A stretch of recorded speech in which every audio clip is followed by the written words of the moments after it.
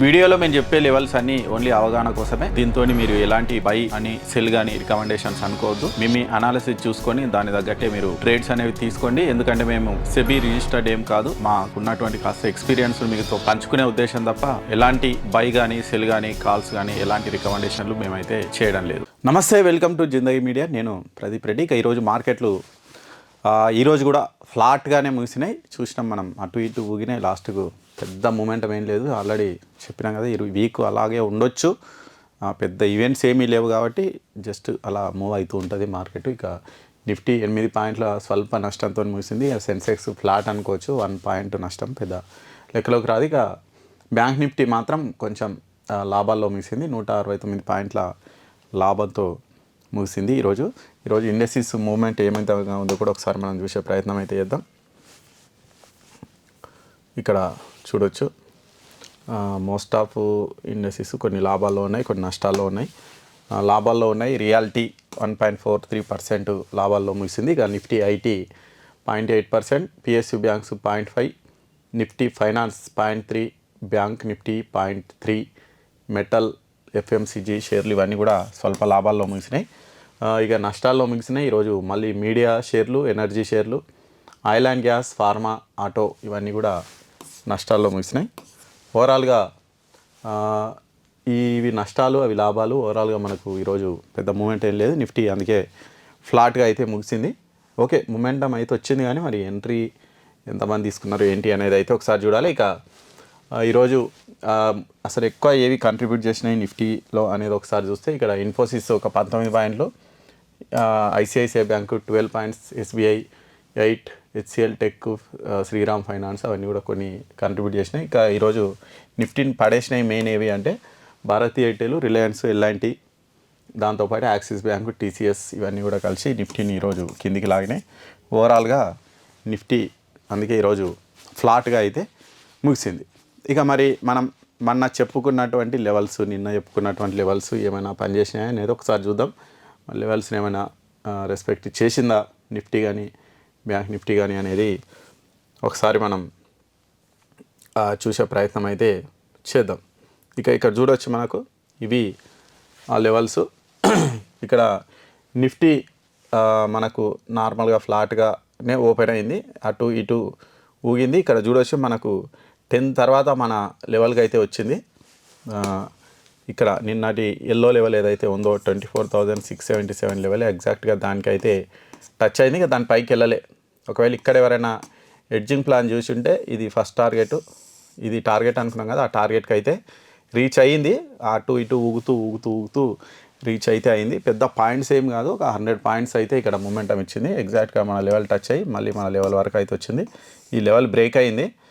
ఇక్కడ ఎవరైనా ఒకవేళ డౌన్ ఎడ్జ్ తీసుకొని ఉంటే ఈ కొంచెం మూమెంటమే వచ్చింది, పెద్ద ఒక 50 నుంచి 60 పాయింట్లు. ఆ తర్వాత మళ్ళీ రివర్స్ అయింది.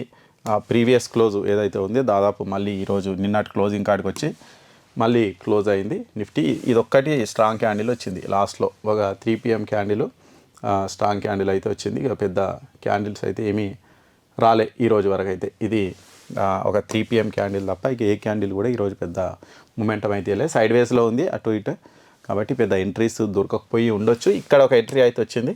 ఇక్కడ ఎవరైనా ఎంట్రీ తీసుకున్నా ట్రైలింగ్ స్టాప్ లాస్ ఇట్లా ఉంటుంది. ఓకే, ఈ ఎంట్రీ మాత్రం పర్ఫెక్ట్ అనుకోవచ్చు. ఒక ఎంట్రీ అయితే దొరికింది మనకు నిఫ్టీలో. ఇక బ్యాంక్ నిఫ్టీలో చూద్దాం, మన లెవెల్స్ని బట్టి ఏమైనా దొరికినాయి అనేది ఒకసారి చూసే ప్రయత్నం అయితే చేద్దాం. ఇది బ్యాంక్ నిఫ్టీకి సంబంధించి. ఈ బ్యాంక్ నిఫ్టీ మనకు దాదాపు ఇది కూడా ఇట్లా ఫ్లాట్గానే ఓపెన్ అయింది. ఆ తర్వాత మన లెవెల్స్ను బ్రేక్ చేసింది. ఇక్కడ బ్రేక్ చేసి మళ్ళీ కిందికి వచ్చింది. ఇక్కడ ఏవి టచ్ కాలే. ఇది టచ్ అయింటే తీసుకునే వాళ్ళము, ఇది టచ్ అయింటే తీసుకునే వాళ్ళం, కాబట్టి ఇక్కడికనే తిరిగింది. కాబట్టి ఎంట్రీ అని అయితే నేను చెప్పలేను పెద్ద. అంటే నిజానికి బ్యాంక్ నిఫ్టీలో అయితే ఎంట్రీ దొరకలేదు. నిఫ్టీలో ఒక ఎంట్రీ దొరికింది మన లెవెల్స్ని బట్టి. బ్యాంక్ నిఫ్టీలో అయితే ఇక్కడ లెవెల్స్ దొరకలేదు. ఇక్కడనో టచ్ అయింటే ఒక ఎంట్రీ ప్లాన్ చేసేవాళ్ళం, కానీ అక్కడ ఏవి టచ్ కాలేదు. దాంతో ఈరోజు బ్యాంక్ నిఫ్టీలో మనం ట్రేడ్ చేసే అవకాశం అయితే మనకు ఇవ్వలేం బ్యాంక్ నిఫ్టీ. ఇక రేపటి లెవెల్స్ మనం ఒకసారి చూసే ప్రయత్నం చేద్దాం. ఇవి నిఫ్టీకి సంబంధించి రేపటి లెవెల్స్ కొంచెం చేంజ్ చేసినా ఒకసారి మనం చూడొచ్చు. సేమ్ యాజ్ ఇట్ ఈస్గా సేమ్. ఒకవేళ నిఫ్టీ ఈ 2 లెవెల్స్ ఈ ఎల్లో లైన్స్ ఉన్నాయి కదా, ఈ 2 లెవెల్స్ పైన ఓపెన్ అయ్యి ఇవి ఇక బ్రేక్ చేయట్లేదు, రిజెక్షన్ వస్తుంది అంటే ఇక్కడ నుంచి బయింగ్ ప్లాన్ చేస్తా. ఇది నా ఫస్ట్ టార్గెట్ 24,747, ఇదేమో 24,620 లెవెల్ అనుకోండి. అంటే దాదాపు ఒక 100 పాయింట్స్ అయితే మనకు బయింగ్ ఆపర్చునిటీ కోసం నేను ఇక్కడ ట్రై చేస్తా. ఇక్కడ రిజెక్షన్ వస్తే లేదు, కిందికి వచ్చి పైన రిజెక్షన్ వచ్చిందంటే సేమ్ అదే లెవెల్ నుంచి సెల్ చేస్తా. ఇంతవరకు 24,509 వరకు సెల్ చేస్తా. సింపుల్. ఒకవేళ ఇది బ్రేక్ అయింది అంటే ఇక్కడ నుంచి మళ్ళీ ఇక్కడ ఇంకొక రెసిస్టెన్స్ ఉంది 24,884, ఇంతవరకు మనం మళ్ళీ బయింగ్ సైడ్ చూడొచ్చు. ఇక్కడ రిజెక్షన్ కనుక వస్తే మళ్ళీ ఇక్కడ నుంచి ఇక్కడికి సెల్లింగ్ ఫస్ట్ టార్గెట్, ఇక్కడ నుంచి ఇక్కడికి సెకండ్ టార్గెట్, ఇక్కడ నుంచి ఇక్కడికి థర్డ్ టార్గెట్. ఒకవేళ అంతవరకు వెళ్తే, కాకపోతే రేపు ఒక్కరోజే అంత దూరం వెళ్ళేటువంటి అవకాశం అనేది లేదు. కాబట్టి ఇక్కడికి వస్తే బయింగ్ ప్లాన్ చేస్తా. 24,503 దగ్గరికి వచ్చిన బయింగ్ ప్లాన్ చేస్తా. ఇక్కడ రిజెక్షన్ వచ్చిన బయింగ్ ప్లాన్ చేస్తా. ఇక్కడ రిజెక్షన్ వస్తే సెల్లింగ్ చేస్తా. ఇది ఫస్ట్ టార్గెట్, ఇది సెకండ్ టార్గెట్. ఇక్కడ బయింగ్ చేస్తే ఇది ఫస్ట్ టార్గెట్, ఇది సెకండ్ టార్గెట్. లేదు అంటే ఇక్కడనే పెద్ద క్యాండిల్తో బ్రేక్ అయిందంటే ఇక్కడ రీటెస్ట్తో మళ్ళీ ఇక కిందికి పోతుంది. ఇక కొంచెం ఎక్కువగా ఫాలో అయ్యేటువంటి అవకాశం అయితే ఉంది.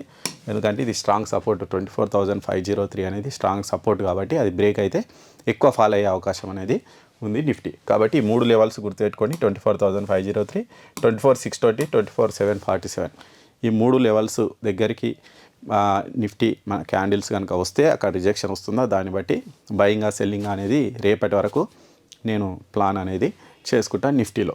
ఇక బ్యాంక్ నిఫ్టీ సంగతి చూసుకుంటే బ్యాంక్ నిఫ్టీ కూడా సేమ్ ఉంది.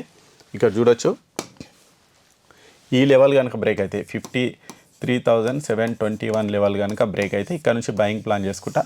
ఇంకా పైకి ఒక 100, 300, 400 పాయింట్లు మంచి మూమెంటం వచ్చే అవకాశం, స్ట్రాంగ్ క్యాండిల్ వచ్చేటువంటి అవకాశం అనేది ఉంది. లేదు 53,721 వరకు వచ్చి ఇక్కడ రిజెక్షన్ కనుక వస్తే ఇక్కడ నుంచి ఇంతవరకు సెల్లింగ్ సైడ్ అయితే ఉంటా. కాబట్టి ఇక్కడ ఈ 2 లైన్స్ ఉన్నాయి కాబట్టి ఇక్కడ కొంచెం జాగ్రత్తగానే ఉంటా. ఈ 53,244 వరకు సెల్లింగ్ సైడ్ అనేది ఉంటా బ్యాంక్ నిఫ్టీలో. ఒకవేళ ఈ లెవెల్ కనుక బ్రేక్ అయితే ఇక్కడ నుంచి ఇక్కడ వరకు సెల్లింగే చేస్తాం. మళ్ళీ 52,845 వరకు. ఇక్కడ రిజెక్షన్ వచ్చింది అనుకో పై సైడ్, ఇక్కడ నుంచి బయింగ్ ప్లాన్ చేస్తా. కొంచెం జాగ్రత్త చేస్తా. ఇక్కడ నుంచి ఇమీడియట్గా నేను ట్రైలింగ్ చేసుకుంటూ పోతా. ఇక్కడ ట్రైలింగ్ స్టాప్ లాస్ ఇస్తే అక్కడ చేస్తా. కాబట్టి ఇక్కడ మార్కెట్ ఉంటే పెద్ద మూమెంటం రాదు. కాబట్టి జాగ్రత్త చేసుకోండి. ఇది బ్రేక్ అయినా మంచి మూమెంటం అనేది వస్తుంది మార్కెట్లో. కాబట్టి 53,244 కానీ 53,721 కానీ బ్రేక్ అయితే అటు బ్రేక్ అయినా ఇటు బ్రేక్ అయినా మంచి మూమెంటం వచ్చేటువంటి అవకాశం ఉంది. కాబట్టి ఆ బ్రేక్ అయ్యే వరకు వెయిట్ చేయండి. స్ట్రాంగ్ క్యాండిల్తో బ్రేక్ కావాలి. ఏదో ఇట్లా ఇటువంటి క్యాండిల్తో అయిందనుకోండి, ఇట్లా సింపుల్గా ఇట్లుండి ఇక్కడ ఉంటే నేను మంచి స్ట్రాంగ్ క్యాండిల్ వాడాలి. ఇట్లా పడితే ట్రేడ్ అనేది చేస్తా. ఎట్ సైడ్ అన్న ఈ నార్మల్ క్యాండిల్ పడితే మాత్రం నేను చేసే అవకాశం అనేది ఉండదు. కాబట్టి ఈ 3 లెవెల్స్ గుర్తుపెట్టుకోండి. బ్యాంక్ నిఫ్టీలో 53,721 ఒకటి, 53,244 ఒకటి, 52,845 ఒకటి. ఈ 3 లెవెల్స్ని బట్టి ట్రేడింగ్ ప్లాన్ అనేది నేను రేపటి వరకు చేసుకుంటా. అది రేపటికి సంబంధించి నిఫ్టీ కానీ బ్యాంక్ నిఫ్టీ కానీ లెవెల్స్. ఇంకా మళ్ళీ రేపు అప్డేట్ తోటి రేపు మళ్ళీ కలుసుకుందాం. అంతవరకు సెలవు. Thank you. నమస్కారం.